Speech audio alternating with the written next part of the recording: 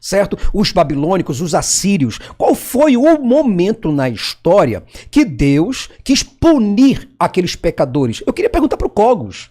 Por que Deus não puniu aqueles pecadores, já que Israel era o instrumento de punição para as outras nações? Então por que Deus nunca pegou uma nação poderosa, com um exército polido, forte e grande? Não, pegava as pessoas pequenas, sem alianças militares. E outra coisa, isso aí tudo é historinha, tá? Porque quando a gente vai na história... Não tem nada disso. É tudo caô, né? Os povos não existiam na época, Moisés provavelmente não existiu. Ainda tem isso. Isso é tudo caô, tá? Eu tô falando da... Moisés não existiu, talvez esses fatos estão aí, foram atribuídos. Não, o que eu tô falando, desculpa, mais uma vez, o que eu tô falando é da narrativa bíblica. A gente tá fazendo farra Agora, de na conta arqueologia, aqui, né? essas coisas sequer chegaram a existir. Tanto é que eu estava até falando com o Antônio sobre a questão do livro de Juízes, que desmente o livro de Josué.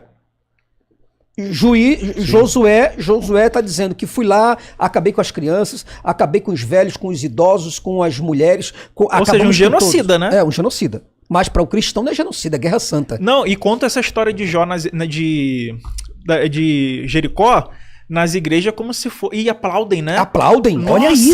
Não, a Páscoa. Condenou anátema. É só você perceber o que é a Páscoa. É uma festa para psicopatas.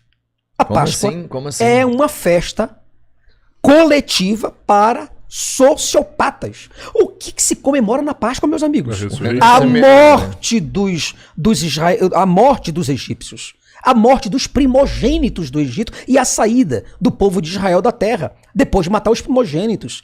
Então, quer dizer, a Páscoa se instituiu com a morte de crianças lá no Egito, segundo a narrativa de Êxodo. Não é ressurreição? Eu achava não, que a ressurreição é uma ressignificação da Páscoa. Sim, é uma interpretação da Páscoa, mas a verdadeira Páscoa é o que está escrito em Êxodo. Testamento. Exatamente.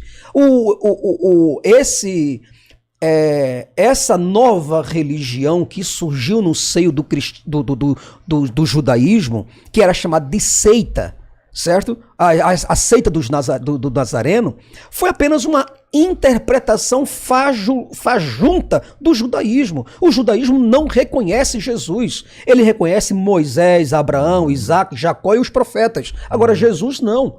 Certo? O que Mateus, Marcos, Lucas, João e todos aquelas pestes todas que acontecem até Apocalipse foi pura ressignificação errada, completamente torta do que os judeus queriam dizer. Certo? Então o que acontece? Então quando você pega a Páscoa verdadeira dos judeus, é um massacre. E as pessoas estão comemorando massacre de crianças, que é matar todos os primogênitos. E qual que é a verdadeira religião aí? É o judaísmo? É o cristianismo? Não, aí você não tem isso, não cara. Tem isso. É porque não, assim, o próprio judaísmo, ele vai derivar de outras religiões, do mitraísmo, por exemplo. Babilônicas, essas coisas assim, entendeu? Eu pergunto qual que é a verdadeira, para qual história eu devo considerar. Não, se você for para considerar uma história, você vai considerar a primeira religião monoteísta séria, que é o zoroastrismo. Pronto, tá aí.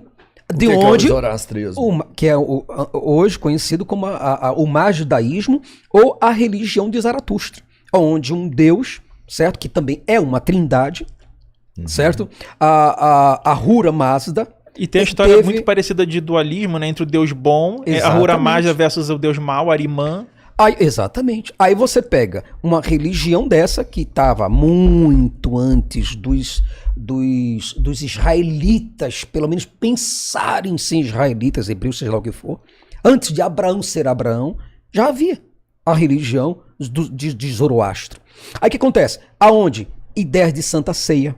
Estava onde? O Zoroastro. Anjos, céu, inferno, certo? Anjos poderosos, querubins, certo? Defesas de anjos para blindar corpos. E outra, demônios. Tudo isso veio do zoroastrismo. Tudo isso inventado por um outro cérebro, que era o cérebro de Zoroastro.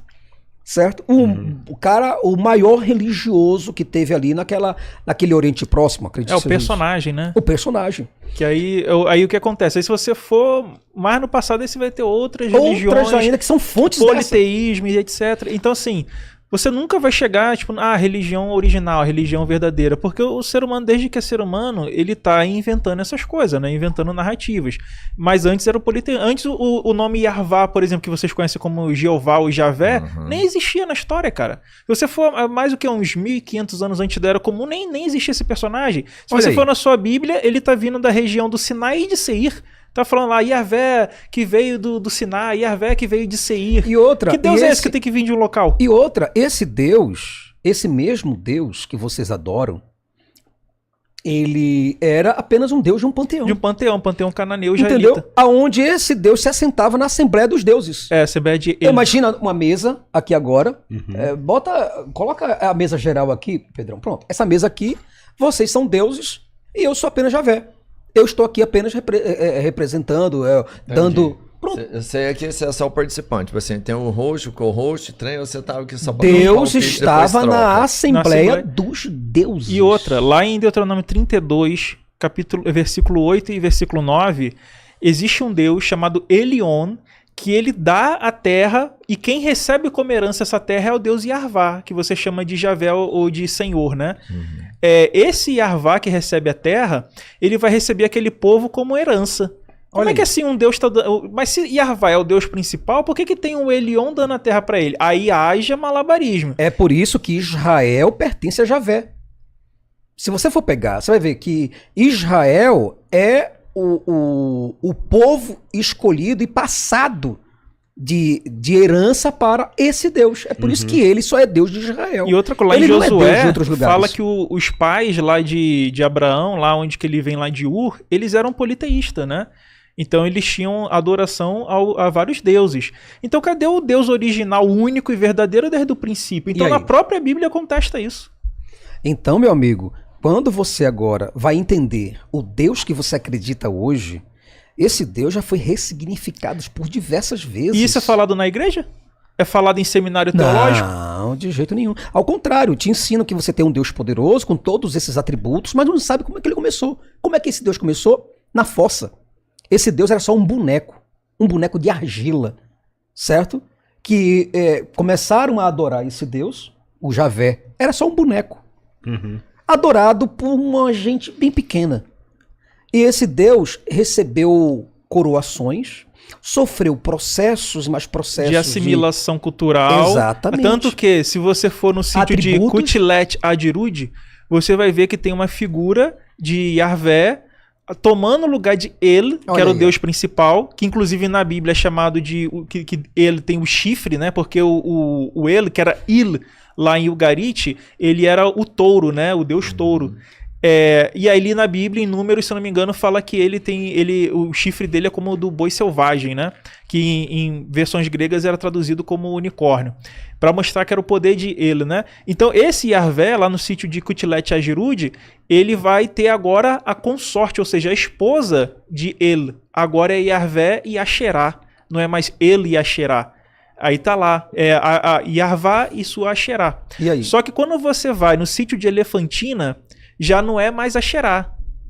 É o Yahvé e Anat, outra deusa, e está dentro de um ciclo politeísta que nem lei de Moisés e nem Moisés eles conheciam. Aí a pergunta que agora eu faço para os senhores é o seguinte: que tipo de Deus vocês estão adorando hoje?